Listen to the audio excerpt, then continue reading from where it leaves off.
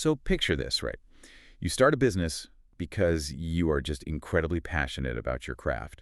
Maybe you're a designer or a developer, whatever it is. You want to do the actual work. Exactly. You want to do the work. Mhm. But then you wake up one day and realize that you've somehow accidentally become a full-time, completely unpaid back office administrator. It is the classic solopreneur trap. I mean, it happens to almost everyone. It really does. Right.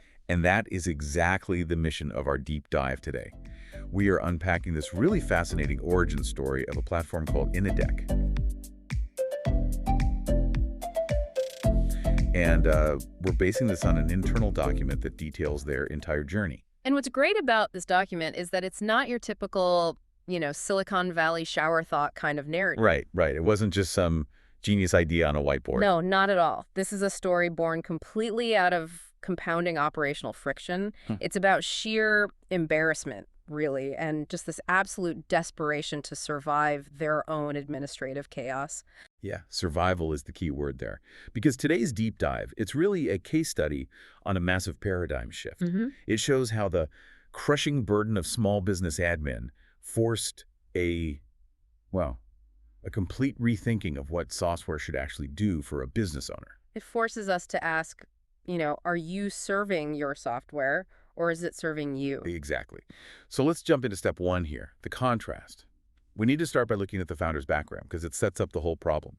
Before doing any of this, the founder was a software developer building massive, interconnected enterprise systems. Right, they were working on these giant ERPs, enterprise resource planning systems, and complex CRMs for huge corporations. But we should probably translate that jargon for a second. An ERP, in plain English, well, I like to think of it like the central nervous system of a massive corporation. That's a good way to put it. Yeah, it's like the brain knows exactly what the hands and the feet are doing at all times. Everything is connected. Yeah, the source text actually calls this the God view of data, which I love. The God view. Wow, yeah. Because when you're a massive organization and you have, millions of dollars to just drop on custom infrastructure, information flows perfectly. It's seamless. Right. If sales closes a deal in London, the warehouse in Chicago just automatically knows to ship the product. Exactly. So this founder is used to that God view, but then they decide to take the leap.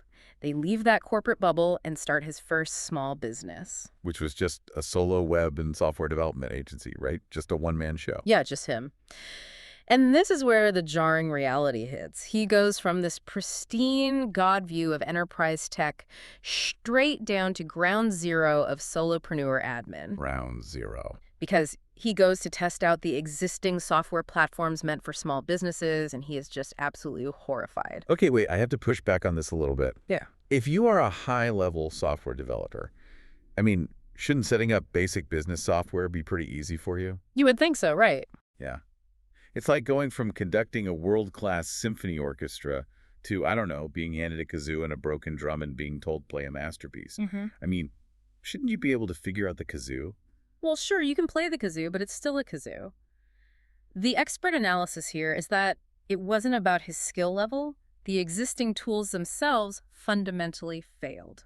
How so? Like, what were the options? Well, you basically had three bad choices. Option one, you buy the enterprise level stuff, which is just prohibitively expensive for a one-man show. Right. A solo agency can't drop $1 million on Salesforce. Exactly. Option two, you get these highly complex mid-tier tools, but they require constant manual, wrestling just to make them work together. Like trying to fit square pegs into round holes. Yeah.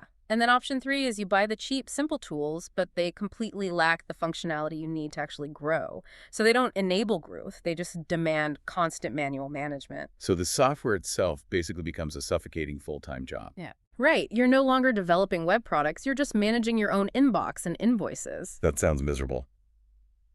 But okay, let's trace the timeline forward. Because he doesn't quit.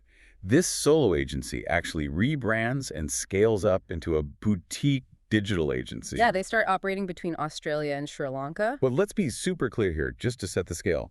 We are not talking about a massive global conglomerate now. No, this is still a small, really hardworking team. Yeah, they're a boutique agency. Their whole focus was helping new startups set up their brand identities, getting their digital footprints off the ground. But as that client roster started to grow, the internal chaos just absolutely exploded.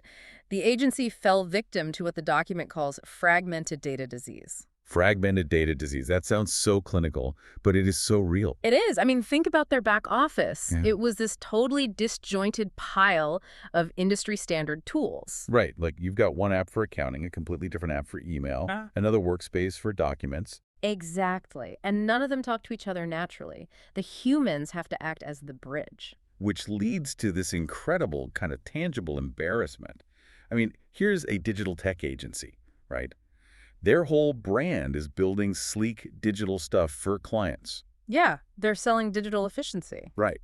And yet, internally, they were failing at their own digital administration. It's just ironic. They were missing invoices. They were paying late fees because they'd miss a domain renewal. And in web development, missing a domain renewal is bad. It's really bad. Yeah, your client's website just goes down. But honestly, the worst casualty of all this, the part that really stood out to me was the ghosting. Oh, the ghosting. Yeah, that's rough. They were literally ghosting client projects, not because they didn't want the work, but simply because the onboarding and the admin overhead just completely outpaced their small team's bandwidth. Think about how crushing that is for a business owner. I can't even imagine. You are actively turning away revenue. You're damaging your reputation. And it's not because you can't do the actual, creative work. It's purely because you physically cannot process the paperwork fast enough. You're just drowning in forms and folder creation. Which leads us to step 3, the epiphany. Because during this whole meltdown, the agency has this massive realization. They finally looked up from their own mess and looked at their customers. Right. They looked at their clients, these busy founders, and realized, wait a minute, these clients are suffering from the exact same operational trauma that we are. Fragmented data disease wasn't just an agency problem, it was an everywhere problem. So they looked at how these clients were trying to solve it. What was the workaround out there in the market? The workaround was human labor. These clients were turning to external agencies to hire virtual assistants, VAs. 9 to 5 humans just to click buttons. Exactly. Paying a salary just to manage the software that was supposed to be saving them time. And this is the aha moment. This is the massive market revelation for the agency because it proved this really vital truth. Small business owners do not want better software dashboards. They really don't. They don't want a prettier interface or, nicer colors to click on. They want to delegate outcomes entirely. That's the crucial distinction, delegating outcomes. Think of it like this. It's like baking. You don't want a smarter oven with 50 more dials and Wi-Fi connectivity. Right. You just want a chef to hand you a baked cake. That's it. These business owners wanted a fractional headcount to push the buttons for them so they could just get the cake. The cake being, a paid invoice or a signed contract. Exactly. But there's a flaw in that fix, right? A huge flaw. Because while the market demand for delegating outcomes was clearly there, human VAs as a delivery mechanism are just outdated for this. Why? I mean, VAs are super popular. They are, but think about the constraints. First, human VAs are expensive. Second, they're limited by standard working hours. Humans need to sleep. They take weekends off. If a server crashes at 2 a.m. on a Sunday, your 9 to 5 VA isn't fixing it. Right. The digital world doesn't sleep, but humans have to. And crucially, human VAs still require management. You don't just hire someone and magically your problems vanish. You have to train them, oversee them, check their work. So the already exhausted founder is now just exhausted from managing an employee instead of managing a software tool. Exactly. You haven't solved the core issue of reclaiming your time. So what do? This brings us to step 4, the solution. The agency needs a life raft. They need to survive their own growth without just jacking up their fees to hire a massive internal admin team. So they do what developers do. They start building. Right. They build an internal automation tool. Okay. I think initially they just called it a digital launchpad, right? Yeah, it was just meant to handle their own back office onboarding, just Yeah. to stop the bleeding so they wouldn't have to ghost clients anymore. But in building that, they hit this massive paradigm shift. And this is the core of the whole story. The pivot from SaaS software as a service to software as an employee. Software as an employee, it really is a totally different way of thinking about tech. I really want to spell this out clearly because it's so important. Software as a service, SaaS, these are tools you rent. You pay monthly for them, but you still have to operate them yourself. It's a hammer sitting on a desk. A very expensive hammer. Right. But software as an employee, that's a system that actually does the operating for you. It picks up the hammer and swings it. To make that happen technically, they had to build what the document refers to as an agentic operating system. Okay, let's translate that. What does Agentic OS mean for, the non-engineers listening? Sure. Think of an agentic OS as an autonomous brain. Hmm. It doesn't just sit there waiting for you to type in a command. It actively observes what's happening in your business and works on your behalf in the background. Okay, but let me play devil's advocate here. Oh. How is that different from, say, DIY automation, like using Zapier or Make? Because people have been stringing apps together for a while now. It's completely different because of memory. This is their technical mode. DIY tools like Zapier are great, but they require you to act like a systems engineer. You have to map out these incredibly rigid, specific tracks for the data. Right. The analogy I've heard is that DIY automation is like setting up this massive line of dominoes. That's a perfect analogy. Yeah, you line them all up perfectly, but if one single thing is slightly out of place, an API updates, a password changes, the whole thing stops. The dominoes just fall over. And it has no idea how to fix itself.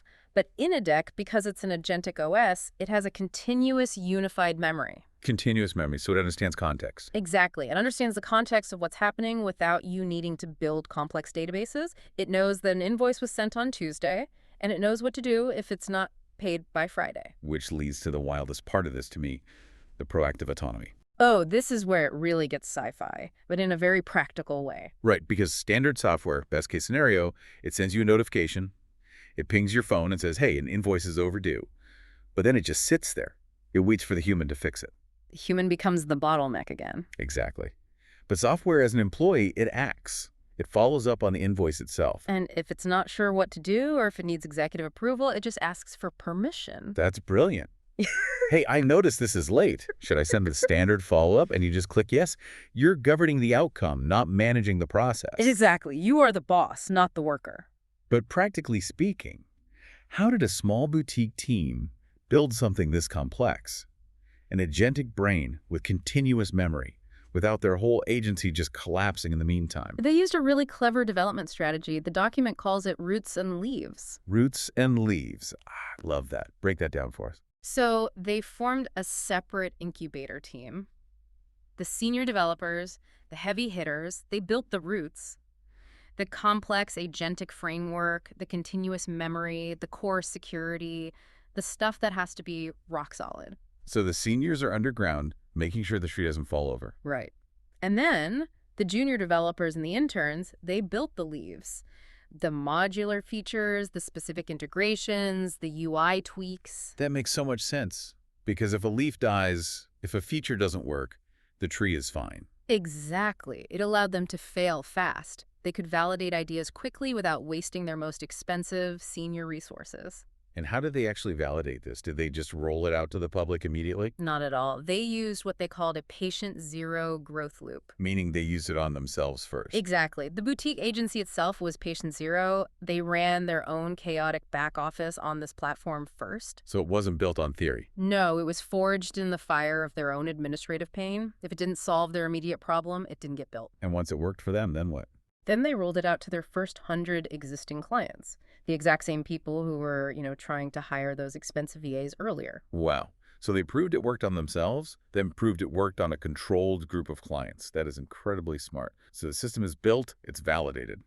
Which brings us to step 5, the final hurdle. The naming struggle. Yes, because taking this internal tool public meant they needed a name for the platform. And this process, this just proves the whole point of the product, doesn't it? It's almost too perfect. The process of naming a business today is excruciating. It is pure manual friction. It's terrible. You think of a name, and then you have to spend weeks checking domains, right? Checking domains, analyzing SEO competition so you don't get buried on page 10 of Google. And the trademark conflicts. Oh, the trademarks. Cross-referencing legal databases across different countries. It's incredibly manual and time-consuming. The document mentions they had these early internal names for subsystems, right? Things like Payflow or Domain Link. Yeah, and they had to scrap them completely because of existing trademark constraints. It's just so beautifully ironic. The painful, highly manual process they had to go through just to validate the final name IniDeck, it completely proved the thesis of their own product. It absolutely did. If finding a name is that disjointed and manual, of course running the business is going to be a nightmare. New businesses desperately need an automated foundational system just to handle these launch steps. And that's really the big takeaway here. Every single feature of IniDeck was a direct, validated response to a real-world bottleneck. It was experienced by a small team just trying to get their work done. Yeah, exactly. All right, let's kind of summarize this journey because it's been wild. We went from this founder having the pristine God view of enterprise data all the way down to the harsh reality of fragmented data disease in a small boutique agency. And out of that absolute chaos, they birthed an autonomous digital employee. An Agentic OS that doesn't just wait for commands, but actively works for you. It's incredible. And for the listener, this story is really a testament to the value of recognizing your own pain points. Yeah, taking a hard look at your own day-to-day. Exactly. You have to ask yourself, are the tools you use actually serving you, or are you just serving them? Are you the one maintaining the dominoes? That is the perfect question to end on. And it actually leads me to a final sort of provocative thought I want to leave you with today as we transition into this agentic era, right? Where software steps up from being just a tool on your desk to being an actual employee on your payroll. How is that going to fundamentally change what it actually means for you to run a business? It changes everything. It really does. If you no longer have to push the buttons, if you aren't stuck doing the admin, the invoices, the onboarding, what incredible things could you build with your newly reclaimed time? I mean, if the friction is gone, how far could your actual passion take you? Definitely something to chew on. Absolutely. Well, thank you for joining us on this deep dive. We'll catch you next time.